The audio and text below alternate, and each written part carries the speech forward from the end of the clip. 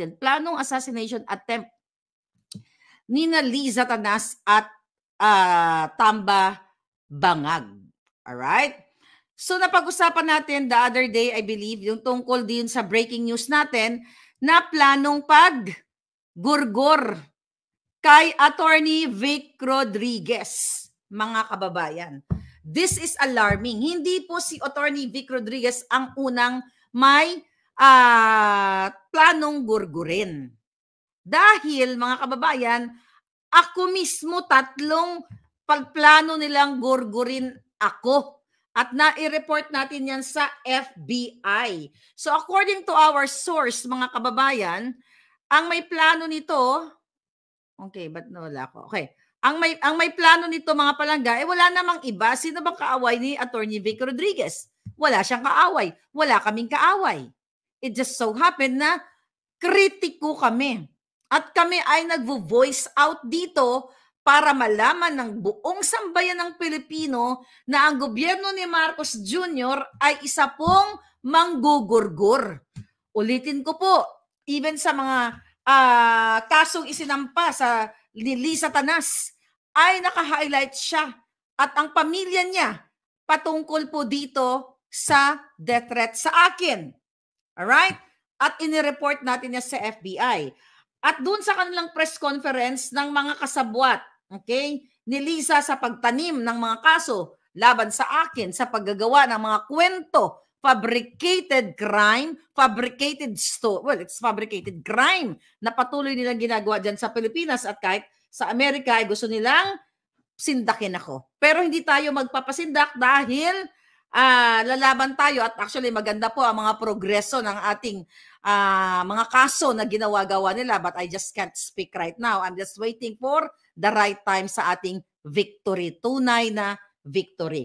Ngayon, mga palangga, doon sa kanilang press conference, okay, ng press conference ng mga alipores ni Liza Tanas, mayroong statement yung kanilang bakit kailangan ko to ikwento? Merong statement yung kanilang abogado dito sa Amerika na nag-hire sila ng private investigator para sa akin. Okay? Bigla ko naalala yon. Okay? Nag-hire daw sila ng private investigator para i-serve, okay, yung kanilang kaso para sa akin. You know, hindi po, porket hindi mo alam ang address ng isang tao, ang last resort mo ay private investigator.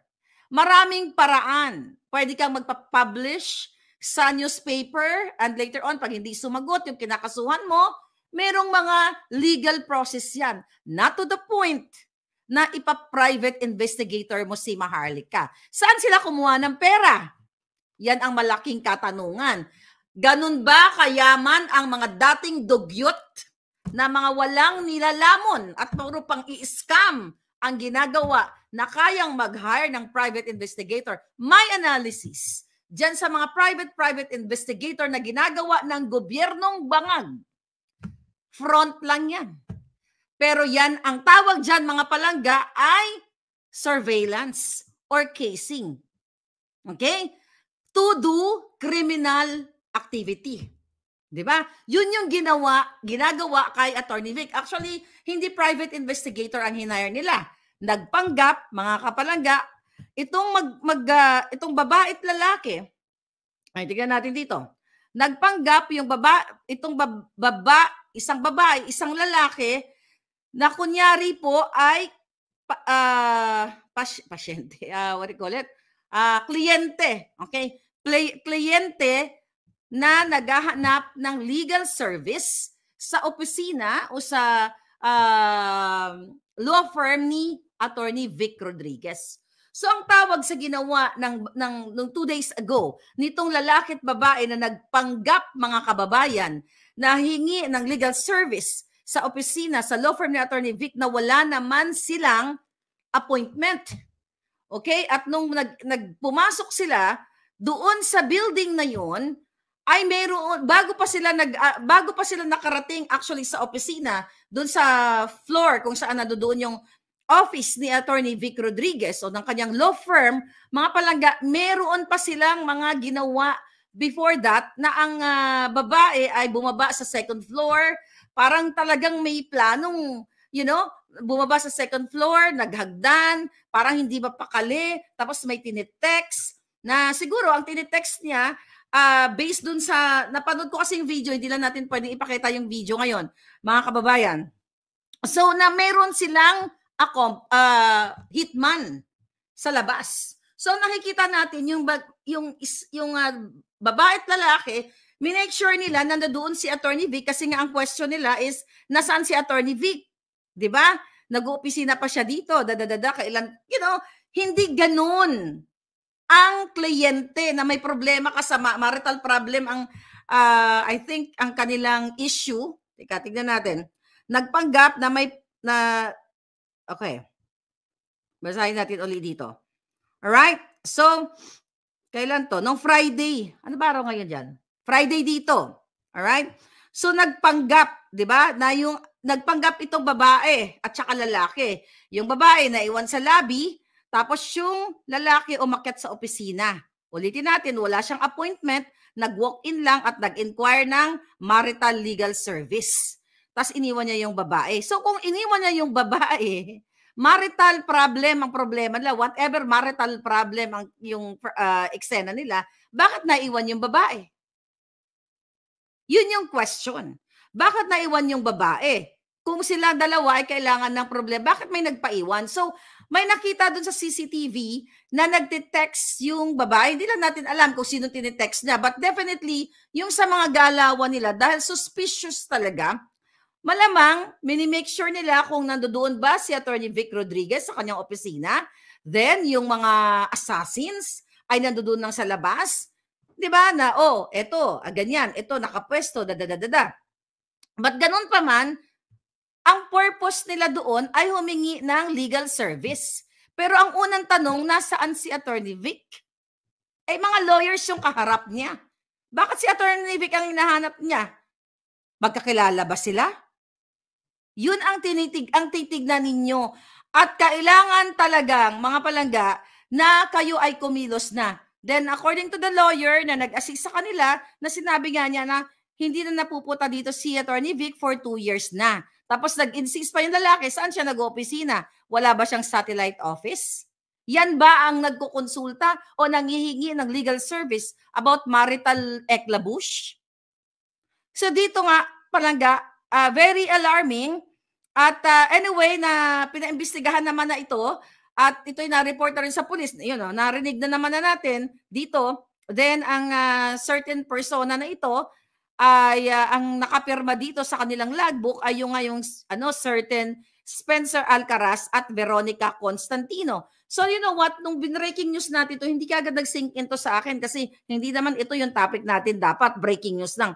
So kung sila ay mag-asawa, magkaiba sila ng apelyido, well, that's possible. Pwede naman yun. Yun ay isa sa mga points na sa investigation, kayo ba talaga ay mag-asawa na nagsisik ng legal advice? So, isa yun sa mga puntos. Pero bakit tong legal service nilang mag-asawa, bakit hiwalay sila? At bakit yung babae parang may kinakausap pa ikot-ikot pa doon sa lobby at yung lalaki ay nasa loob ng opisina? Actually, dangerous yun, mga palangga. Very dangerous. So ngayon, pag-uusapan natin, bakit ba may mga ganitong klaseng nangyayari ngayon sa ating bayan? Ulitin ko, hindi lang po si Attorney Vic ang unang may ganitong klaseng gustong manggurgur. Okay? Sa mga vloggers, ang sinong unang ginurgur? Si Percy Lapid. Ayun ang kawawa, nagurgur talaga siya. And now, ako gusto nilang gurgurin dahil syempre, sobrang grabe yung expose natin dito na galing mismo sa mga government officials na ipinapakita natin sa inyo kung gaano po ka-mafia ang gobyerno ni Tambalisa Tanas Bangag. Okay? Ano ba ibig sabihin ng assassination, mga palangga? Ang paggurgur sa isang taong importante o sikat, let's say artista, o vlogger, di ba? O prominent na personalidad na mayroon, madalas kasi yung assassination, well, may mga na-assassinate na hindi naman political inclined. Well, Yung mga politiko talaga. Okay? Yung mga taon like me na mayroong paninindigan at mga whistleblowers na nagsasalita laban dito sa bangag na gobyernong ito. So nakikita natin doon na ginawa nga nila is surveillance. So si Agent Morales, alam niya yan, casing. Okay, tinignan muna nila, mga palangga, yung location ng kanilang target. Diba?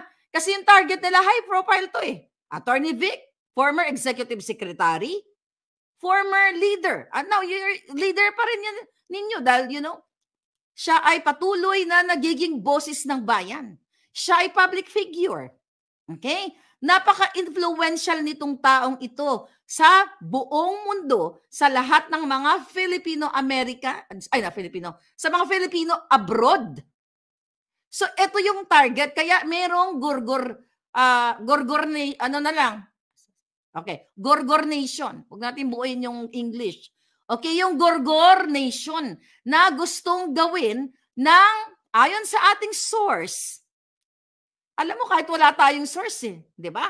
But ayon sa ating puting ahas, wala pong ibang gagawa ng planong Gorgor Nation kay Attorney Vic o sa akin, kundi si Tamba Lisa Bangag at yung mga nakapaligid nilang mga bangag din o manggugurgor. Ano yung motibo? Very political. Why? Kasi very vocal si Attorney Vic na since 2016, siya ay spokesperson ni Marcos Jr. And I believe, takot na takot si Lisa Tanas, si Bangag ang gobyernong ito, baka mayroon pang ilalatag na mga information si Attorney Vic laban sa kanilang kabangagan. So number one, kaya may Gorgor Nation na plano dito sa kay Attorney Vic, sa akin at sa iba pa kay Attorney Glenn. Halos lahat tayo na mga nagsispeak up diyan sa maisog mga palangga. Politically motivated ito. Dahil ayaw nilang nalalaman ng taong bayan ang mga kababuyan nila. Kaya ang target nila, kami, Attorney Vic, at kayo, even kayo, na mga commenters dyan na, let's say, for example, nakakilala kayo, pwede kayong maging target nito dahil sa ini-expose ng mga maisog speakers, ng mga vloggers like me, yung mga kasinungalingan, yung mga pangaharas, yung smuggling and everything, yan po ang dahilan yan. Kaya naman, ganito yung galit, okay, na gustong maggorgor dito sa amin. O, particularly dito kay Attorney Vic. Sabi ko nga, di ba sa inyo, si Lisa Tanas ay vindictive narcissist. So, ano itong gagawin nila? Personal vendetta. Paghihiganti dahil sa what? Yung galit nila sa amin dahil nalalaman na ng buong mundo ang mga injustice, ang mga pagnanakaw, ang pagpapanalo sa loto. Ngayon may nanalo na naman, 70 million. My God, mga kababayan, ito yung mga dahilan kung bakit nilang gustong Gorgor Nation. Kasi ito yung ganti nila. Ganito siguro sinasabi ni Lisa Tanas at ni Kuting. Ay Tamba. Nagsasalta kayo sa maisog which is hinarangan na nga, di ba? In the past, nakita nyo, hinarangan yun, nilagyan ng mga traktora, ng mga truck, para lang hindi matuloy yung maisog. So siguro, nasa utak kasi mga bangag nga sila. Wala sila sa normal na katinuan. Ito yung ano namin sa inyo, yung ganti namin. Ito yung counter namin. Ito yung retaliation namin sa inyo. Kasi kayo ay maiingay kayo, sinasabi niyo yung aming pagnanakaw, sinasabi niyo yung aming lahat ng korupsyon. So ito, mag-hire kami ng gorgor na tao, manggugurgor. Kaya mayroong gorgor, dapat pala yun ang title natin, Gorgor Nation, kasi yung ating paninindigan at marami na tayong nagsasalita buong mundo, hindi matanggap ng mga buang, ng mga bangag. Ang gumagawa po kasi mga kababayan ng pagpaplano ng Gorgor Nation, okay, ay mga taong may saltik, psycho, or mga, well, you know what, the fact na ang mafiyang gobyerno ay gumagawa po ng katiwaliang walang habas, something wrong with their heads. Ibig sabihin, kriminal, puro pagkawalang ang nasa utak nila at wala silang puso para gawin ito. Wala silang pakialam na mag-hire sila ng taga-gurgur sa ngalan ng kanilang pananatili dyan sa pwesto.